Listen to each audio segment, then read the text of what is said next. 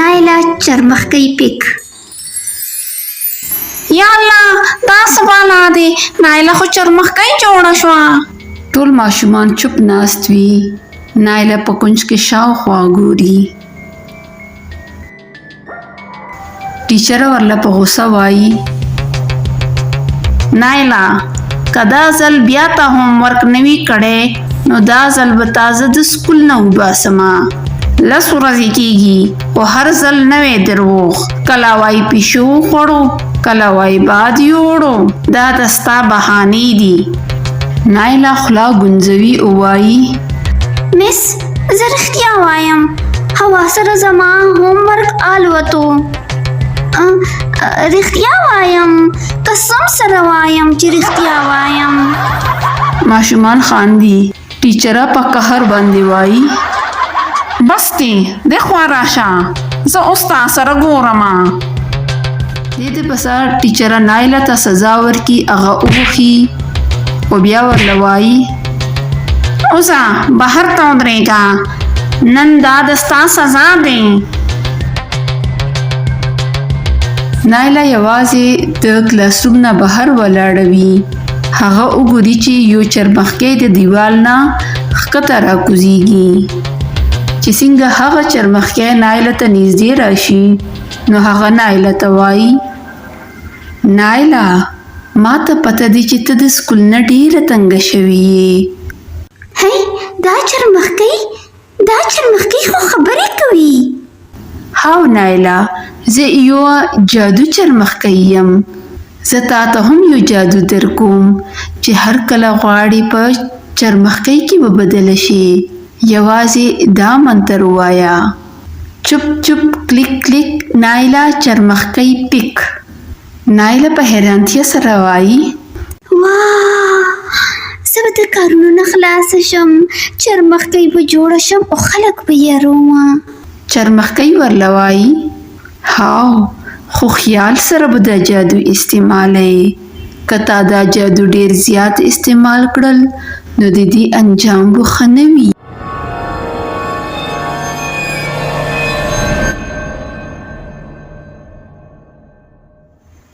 نایله د لنچ په وخت خپل بیگ کې څه شی لټوي. عایشه ورسره وي او ورله وایي نایله ته خو هره ورځ یوه نوې بهانه جوړوي. رښتیا ووایه ته سکول ته سبق ویلو لپاره راځي که ډرامې جوړولو لپاره؟ نایله په غوسه شي.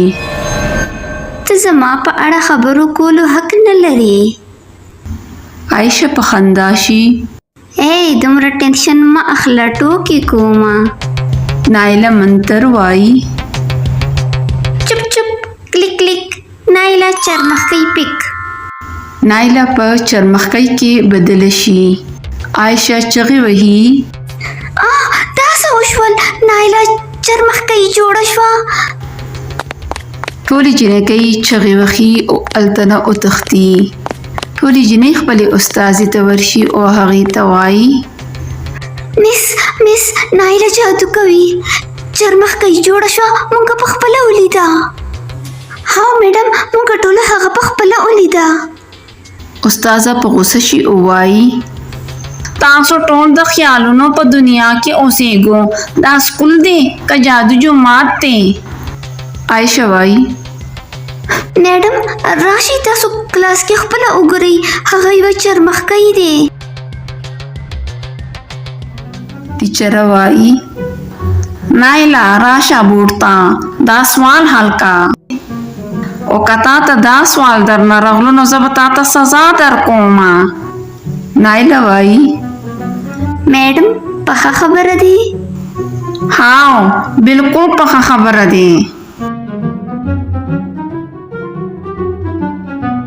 نایله منتر وایي چپ چپ کلیک کلیک نایله چرمښکۍ پیک. یا الله دا څه بالا دی، نایله خو چرمښکۍ جوړه شوه. استاذه هلته نه منډې وهي.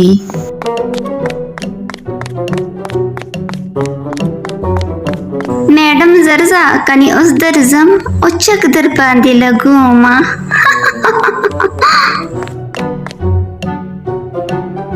بل ماشوم وایي زما پنسلي وړی و خو هغې نه زه اوس اخیستی نشم چېرته چرمښکۍ ورنه جوړه شوه نو راباندې چکونه لګوي هره ورځ همدغه کیسه وي هر یو څیز نه پټېدو دپاره نایله بیا چرمښکۍ کې بدلیږي کله د هومورک نه کله د سوال نه کله د اسمبلی نه همیشه هغه پټیږي امتحان رانږدې شي ټولو ماشومانو تیاری وه خو نایله ته هیڅ هم نه وي زده نایله پریشانه شي ووایي زه څه وکمه ما ته خو هیڅ هم نه دی یاد ما خو ټول وخت چرمښکۍ جوړوم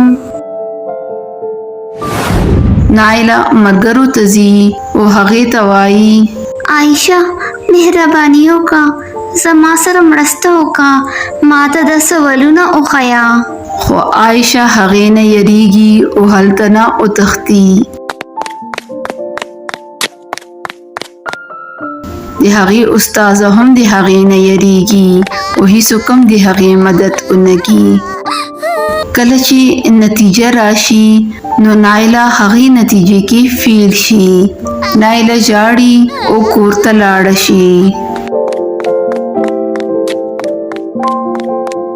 نایله بچې نن خو ستا ریزلټ وکنه نایله په ژړا شي او وایي امی زه فیل شوم ما ته یوې جادویي چرمښکۍ جادو راکړی و خو زه ټول ټایم چرمښکۍ جوړوم اوس به زه همیشه سبق یادوم زه به هیڅکله هم د سبق نه پټېږم ولې چې آخر کې جادو نه علم کار کوي